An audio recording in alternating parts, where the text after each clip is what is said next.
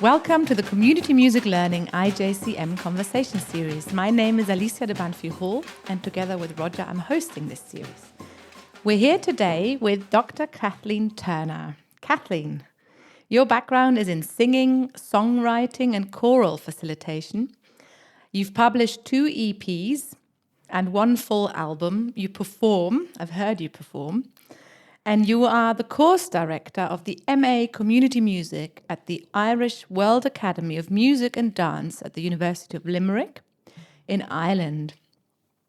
Can you tell us how you became involved in the field of community music? Well, hello, and thank you for having me, Alicia, first of all. I became involved in community music, first of all, as a participant, very much early in my life, particularly in my early teens. I was a member of, first of all, the United Nations 50th Anniversary Peace Choir. That was around the age of 14. And that was quite a profound experience for me because it was my first experience of mass choral music. And also my first experience of sensing that when people sang together, something very special was going on. I wouldn't perhaps have had language for what that was at the time, but I knew it felt quite profound to me as a young person. And that experience built as I went on in my teenage life. I was a member of the Omagh Community Youth Choir, which was a peace initiative which brought young Protestant and Catholic young people together in my hometown of Omagh, where I went to school. And again, that was a really beautiful musical experience, first and foremost, but also as well as a community music experience. It was an opportunity for me to see how music could create the opportunity for other things to happen. In this case, friendships, meaningful friendships with young people who I wouldn't have otherwise had the opportunity to meet. So as a Protestant young person in a school that was predominantly Protestant, there were very limited opportunities for me to meet young Catholic young people. And then through this choir, suddenly I had this really broad friendship group. I also had a sense through that choir of how music could have a social impact. So we had a very specific role in that choir to be visible representatives of what was possible, bringing young Catholic and Protestant people together. And we also had a very specific role in terms of the response to the Omagh bombing, which happened at the time and which was very much the impetus for that choir. So we had the sense that as young people involved in this music project that we had a social role. And so I was first and foremost in community music as a participant, and then later came to the MA in community music as a student. I discovered that by accident. My sister told me to Google music and the community because those were 2 things I was passionate about. And I discovered the MA in community music here at the Irish World Academy. And I've never looked back. I came here and I found this field of work, this field of practice that I didn't know existed as a job, and fell in love with that practice. And have worked and been based in Limerick ever since in various roles in community music, first with the Irish Chamber Orchestra and now here at the Irish World Academy of Music and Dance, running the programme that I came here first to study. So it's a real privilege. Just to give some context to the Omagh Community Youth Choir, the Omagh bombing took place in August 1998. I was just turned 17 at the time. And it was, I would say, one of the most significant events of the Troubles in Northern Ireland, a conflict in Northern Ireland that was very much around, or at least visibly based on along Protestant and Catholic lines.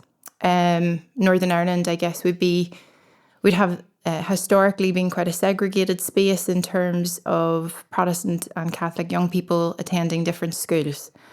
And so my opportunity as a young person to meet Catholic young people would have been very limited. And that's important to note, I guess, because it's demonstrative of some of the social issues that we would have experienced growing up.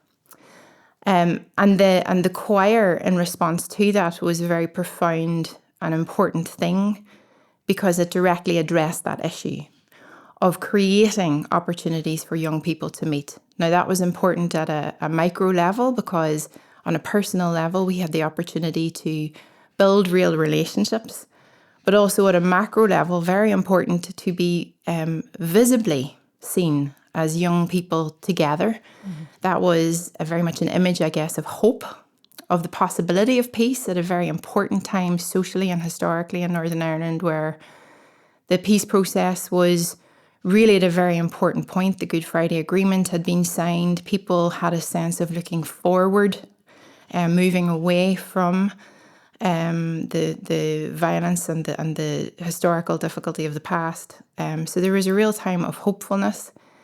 And also, I guess the choir had a real role of helping people, I think, locally in Omagh after the bombing to grieve, because it was a very significant and very violent event. So to have an opportunity to express that grief through song or and particularly through the image of young people singing together, at least for me as a participant, and I think my fellow members at the time would say the same thing, it felt like a very important or significant role, and something I think that we are all, as founding members of the choir, very, very grateful for to this day. Mm-hmm. I wouldn't be a community musician today if I hadn't been a member of that choir. I think I can say that quite firmly. Mm-hmm. That's beautiful. Yeah. And the two words that resonated or that sort of described were music and community. That's what your sister said, yeah? Yes, yeah. Yes, because those were the two areas of work that I guess I was very passionate about. I was passionate about music, but I didn't necessarily feel comfortable being a performer. Mm-hmm. And so I didn't know what to do with that love of singing if it wasn't on a stage. Mm-hmm. But I'd had these really important experiences in choral music. I just didn't know what to do with that.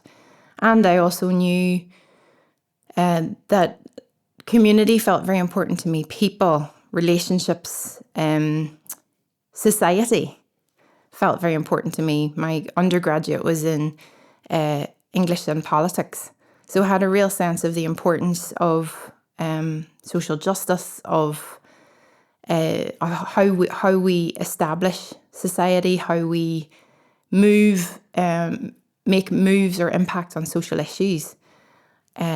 But when I Googled music in the community, to discover that kind of work was a whole practice was so exciting to me. And a completely accidental discovery, thank goodness for my sister. Yeah. One big focus of yours is in autoethnography. Yes. Can you tell the listeners, how did you encounter autoethnography and also narrative? I first encountered autoethnography and also narrative inquiry in the first year of my PhD here at the Irish World Academy. There's a structured PhD programme here in arts practice research. And in that first year, you look at lots of different methodological frameworks that you might want to explore, including autoethnography and narrative inquiry. And funnily enough, when I first encountered them, particularly autoethnography, I was quite suspicious of them.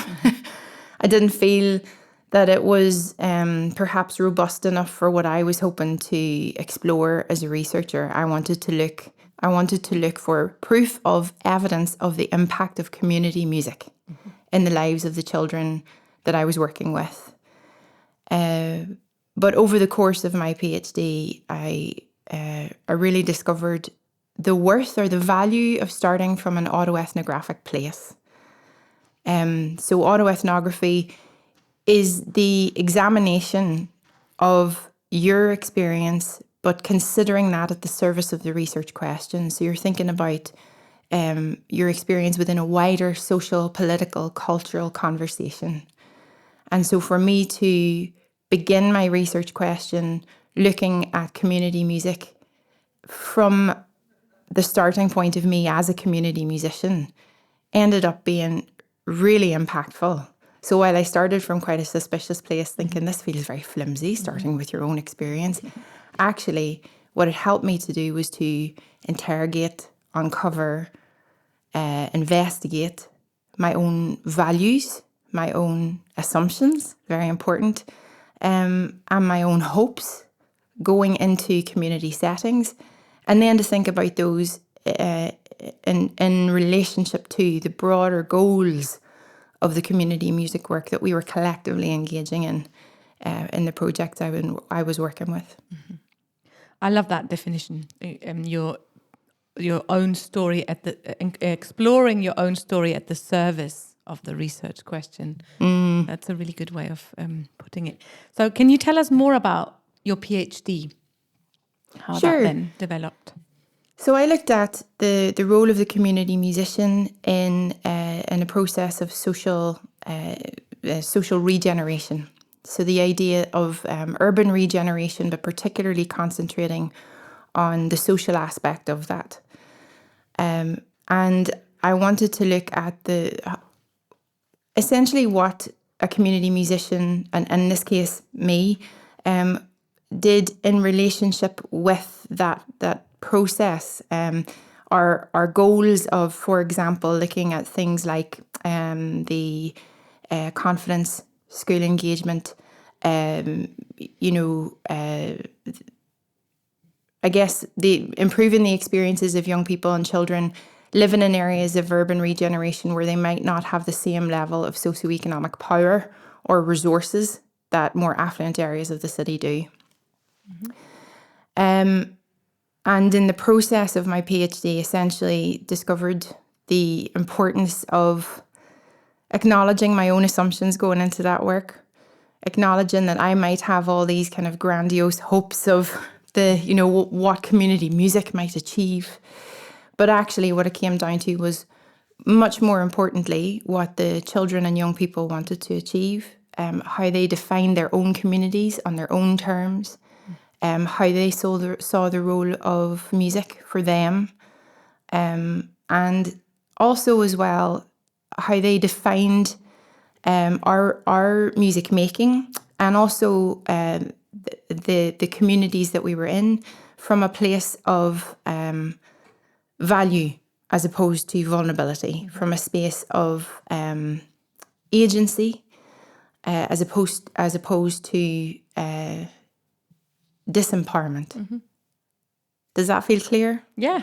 I mean, I think your book chapter, Words of Choice, is also based upon these findings. And I find it really important because I think we've all fallen into that trap of having, realizing the assumptions we have and actually that we're getting it totally wrong. Words of Choice is taken from my PhD, and it felt really important to publish that piece in particular because so much of that is, a direct account from the children and teachers in the schools that we were working in at the time, and the pride, the joy, the desire to share their musical experiences. And it felt very important to express that and to share that. And also for me to be able to bring those books into the school. When I finished my thesis, I brought the big book, into school. And it felt very important for the children who took part in that research to understand that research was published, that was being used for broader learning. The term that I used to describe my research when I was in school was my 4-year homework, because it needed to be in terms that the children would understand, what is a PhD? It's 4-year homework. And so the idea then that their input into that homework went much further than the school felt very important to me. And that kind of reciprocal sharing of that knowledge and that data and that the importance of their opinions was being shared with adults out in the world felt very important. I found the message so important in that chapter because you talk about the power we have as researchers or as people who write grant applications, who plan and manage projects. And in order to get this money, we often have to describe the people, the communities in certain words that happen to be the ones that people fund at the time. Mm-hmm. For example, being disadvantaged or or something like that. And I just love in that chapter, you have loads and loads of quotes of the children, I think, and people of the community who talk about their community being proud of it, loving it, celebrating it. And really, who do we think we are to talk about, to choose these words and not the words the community chooses themselves. And I think that's so important. Yeah, it was a really important finding for me, a really important shift, actually, for me as a practitioner. It has continued to stay with me. It's something that I share with students of community music here, because we concentrate so much on agency, on decision making in the music making. Why would that not transfer into how we describe the work, how we share the work, how we evaluate the work? And it's not to say that we ignore societal problems. I was really inspired by Maxine Green, essays of social imagination, releasing the social imagination. And, she talks about how you don't ignore problems of, socioeconomic disparity. It's not about that, as if you pretend that the world doesn't have difficulties. But rather we see each other. And who am I to describe a community as someone coming in? The best thing to do, if I'm going to ask someone how they want to make music together, why wouldn't I also ask them, how do you want to talk about this community, our music making community? How would you describe it? What are your priorities while we're here? What do you hope to get out of it? And also, I think a big thing for me was also to realise that can happen at a very young age. The youngest children that I was working with were, 6 years old. And they were well able to tell me what they enjoyed, what they loved, what they didn't enjoy, what they found boring, and to talk about things in really quite sophisticated ways. It was just about finding the approach to that. So that's something I try and really carry into my work, that agency and choice belongs in all aspects of it. And I need to check my assumptions at the door. How did this change your research pathway? Very significantly.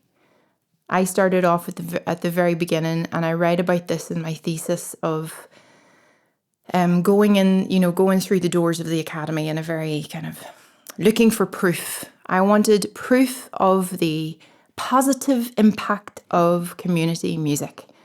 And I was very much swimming in that language of the funding application and report to funders, which was a big part of my job as well. A reality that you have to meet certain expectations in terms of funding and evaluation and assessment. But the problem was I was simply looking at that and thinking about evidence of proof of that positive impact. Whereas in the process of my PhD, I was really forced to confront that. And I have to say that lens was cast back to me, not in community music, but there's a programme here at the University of Limerick, the Masters in Social Regeneration. And a guy called Martin Power, who did some work with me in terms of the readings of social regeneration. So nothing to do with music, but actually everything to do with how communities are impacted by the language that is used to describe them. And that really pushed me to move away from interrogating the impact of community music, big umbrella, to thinking about the role of the community musician and what that is, what are the approaches that we need to take, what are the values that inform our work. So it very much, just that one shift of the role of community music to the role of the community musician very much shifted the parameters of my question.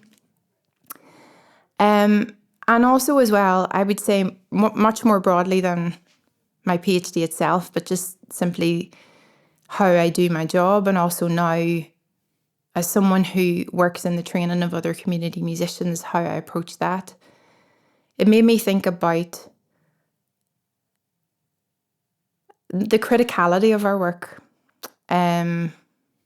thinking about how we see ourselves, how much power is involved in that dynamic of working with people, and how we can share that role of decision making. Not just in the music making, but much more broadly. And one of the early exercises that I do with students here is an assessment of our values. What are the values that we carry into the room with us? Because I would have been doing that early in my PhD. I would certainly have been doing that without thinking what they were. But by actually consciously stopping and engaging in that process of reflexivity, noticing what the intentions are behind your work. What are the experiences that you carry in with you? That process of interrogation feels very important to me now in an ongoing way, something that I think I need to continue to do. And as I do, I'm constantly learning about myself and my practice. Mm-hmm. Mm-hmm. So that leads nicely, I think, to the next question, which is why do you choose autoethnography and narrative inquiry as a method in community music? Well, there's the two branches there. The autoethnography piece, I think, is important for some pieces of research, because if you can begin with your own experience, and it's important to recognize that when you're beginning with your own experience, you're not doing that in some kind of simply for the self-expression of it. That's not autoethnography. I don't think it has to be, again, at the service of the research question, and it has to be beginning with your own experience, but seeing it in conversation with a much broader, broader layers, I guess, of the wider social, political, cultural investigation of whatever it is that you're looking at. So beginning with self, but moving outwards. A narrative inquiry, I think, really appealed to me, and there is a certain amount of overlap. But, the role of narrative, I think, is really fascinating, because in research, in any kind of research, but especially in community music, we're working with people, we're working in embodied experiences, we're working in very complex situations often, where the questions we might ask or the things we are investigating are complex, multi-layered, messy. They deal with human emotion and experience. And the storying of experiences can be incredibly powerful in helping us to articulate what experiences are, to investigate the various aspects of those experiences, to approach research in a very human, lived way. And I find that really compelling. And I love reading that kind of work as well. Tracy Bunda, for example. We're very aware of Bridie Lee Bartlett in our own practice. Andrew Sparks in sport, in health. People who take really robust research questions, but their beginning point is the human experience and how story can help us to better understand that. I find that compelling. Autoethnography is by some seen as an emergent or even controversial research method. How have other academics dealt with your choice of this method? That's such an interesting question. It is emergent, I think, in many ways, perhaps not so much now as it was when I first started as a doctoral student, because I encounter autoethnography much more now. There are lots of different kinds of autoethnography, different tones of that research now as well. I think our understanding of how to use that methodological framework is, those methodological tools is much more nuanced now. However, I think unless you have encountered it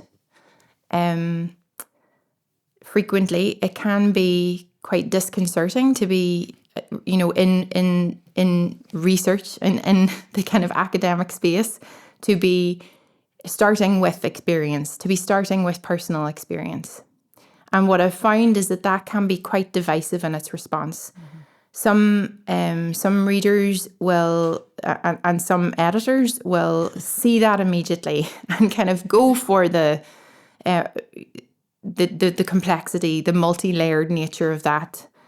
And others will find that very challenging, which I understand to an extent. And before you even begin the autoethnography itself, will want a very robust framing of that. Where does this research begin? What is the historical background of this methodology? Where's it coming from? And then you can begin your autoethnography. So you kind of almost have to begin with a defense of it, which can be very useful, actually, because it does force you to articulate the formation of your question, the formation of your framework. How are you approaching it? Making sure that you are approaching it at the service of the research question, because it's a fine line to walk. But yes, I think it depending on the space you're in, it can still be seen as quite emergent and in some ways quite challenging. Your most recent paper in the International Journal of Community Music is The Grief and the Possibility, an autoethnographic reflection on teaching community music at third level during COVID-19. Can you talk a little bit about this article and also what motivated you to do it? I wrote that article really because I felt at the time what I describe in the article actually is the short, sharp shock of transition in our work of teaching community music here at the Irish World Academy, and in fact all of our subjects, overnight. From being in person at the beginning of the pandemic, we left here on a Thursday, and on the Friday we found ourselves teaching in our kitchens, our living rooms, our home offices. And as that time went on and we realised the longevity of that, the impact of that on my teaching, on my sense of being part of a wider community, really started to become clear. It started to become increasingly complex, as I know it did for many, many people in lots of different ways. And so I wrote The Grief and the Possibility to try and unpack that, beginning with myself, but hoping that it would offer some sense of solidarity with all of the other colleagues that I had who were trying to do similar things, around the world. So there were two strands of it. One was acknowledging the sadness, that was the grief piece, of in-person teaching, of in-person music making, of seeing one another on a daily basis. Acknowledging the fear, that was around at that time, and the challenges that experience offered at a personal and also at a broader community level. And then the other piece of it, the possibility, was acknowledging that yes, that was really hard, but at the same time, it pushed me as a course director to do other things that I would not have done. So, you and I did lots of online projects together. I worked with colleagues in Australia and Canada and the UK. My own students, because we were working on different projects to particularly, trying to reach communities and people who were isolated, we had to, I describe it in the article as thinking around corners. We had to think about alternative ways to do things to reach people. And some of those were really profound. We did a project with a local school here, online, completely online. And it wasn't live online because our schedule didn't match the school schedule. So what it became was an exchange of online videos. So the children would send feedback, they would send their thoughts on what they needed and wanted and were interested in. And then my class here would make animations, music videos, songs, and send them back. And it became this kind of video exchange. In that time, they were the only adults in a school context that the children saw, where the children could see their whole faces, because all of their teachers, their special needs assistants were masked.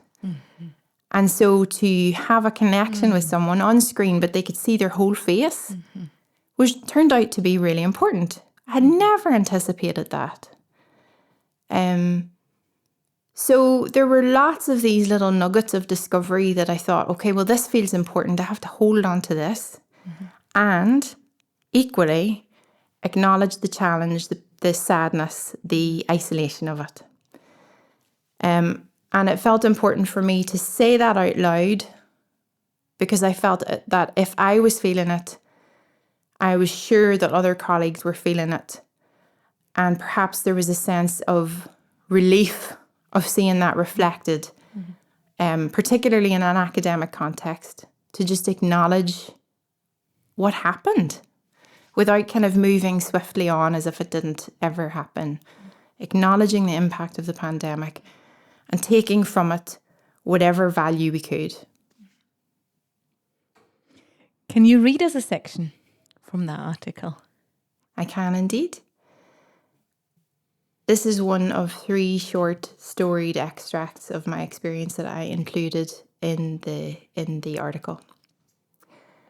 I am facilitating our community music ensemble, an annual class project on the MA programme where our students work with the local community to devise a creative piece over the course of the semester. Historically, this has taken place in the Tower Theatre in the Irish World Academy. As a space, it is ideally suited to community music practice. It is a circular room that reaches the full height of the building with flat floors and movable chairs. We can have full light or total darkness, acoustic and unplugged, or sound desk and engineer. The tower is inclusive in the best sense. It flexes to meet the needs, interests and ideas of the people who wish to use it. This year, however, we are not in the tower. We are on Zoom. We are collaborating with a class from St. Gabriel's, a local inclusive school for children with physical and multiple disabilities. And unfortunately, they cannot meet us in person or online. Nevertheless, we are all keen to continue. Our circumstances pose a significant challenge, and I watch as the class rise to meet it. We meet with the classroom teacher, Siobhan Murphy, and she acts as a liaison between my students and hers, sharing videos, ideas and responses from the children. They discuss the importance of agency, reflecting on how they can respond to the requests of the children and their teacher and continue to honour their creative decision making. Through our weekly sessions, they agree with Siobhan to make a suite of videos, a musical story inspired by the children's ideas and delivered in weekly episodes. Each episode opens and closes with a theme song, specially written for the children in the class. Each part of the story has a multi-sensory component inspired by their work with Dr. Thomas Johnson, who makes work with and for children, including those who have complex needs. As the episodes are delivered, Siobhan begins to send pictures and videos back to us. The children are watching the episodes several times per week, recognising the MA students and greeting them by name. Other members of staff around the school have picked up the theme song, humming it as they walk through the corridors. Siobhan gives us feedback, tells us what the children are enjoying and what can be honed. She mentions the importance of timing, slowing down, and leaving ample space for their individual responses. She explains how each child needs different physical considerations and asks if these can be reflected in actions and gestures used in the songs. She reiterates the importance of mentioning the children's names and suggests using love signs in the songs to strengthen communication and personal connection. As the semester goes on, I notice that my students are using Zoom and other digital tools in the same way we might have used the Tower Theatre, flexing to meet the needs, interests and ideas of the community we are working with. The students of the MA Community Music and the children and staff from this local school are devising new work together. Despite the fact that they cannot physically meet, they are thinking around corners. They are demonstrating what is possible. Sinead. Thank you. Kathleen, what are your next steps on this research journey, and what role might autoethnography and narrative play in your work going forward? I am just at a period of thinking about how to build the next set of skills, I think, in both autoethnography and also narrative, use of narrative inquiry. I think it's something that continues to be honed and evolved because especially both forms are evocative. You know, they're creative forms. And so as much as I have developed as a researcher, I also want to develop as a writer, as an author of communicating experiences and investigating experiences. And I think the better an evocative writer you can become, the more, the deeper, the richer, the more impactful or useful that research might be. And so my intention at this point going forward is really to spend some time, is really to spend some time building those skills, learning from international colleagues, and thinking about what question I want to tackle next. I've done a lot of thinking about the impact of the pandemic, and actually now at this point I'm ready to think about what's next and look forward. So that is my hope for the year ahead. Mm-hmm. Thank you, Kathleen. It's been a pleasure. Thank you, Dr. Kathleen Turner. And thank you for listening to the Community Music Learning IJCM Conversations series. Thank you so much for having me. I want to thank our amazing production team that includes Laurie Hall, Anu Aldenhoff and Gabriel Vincent.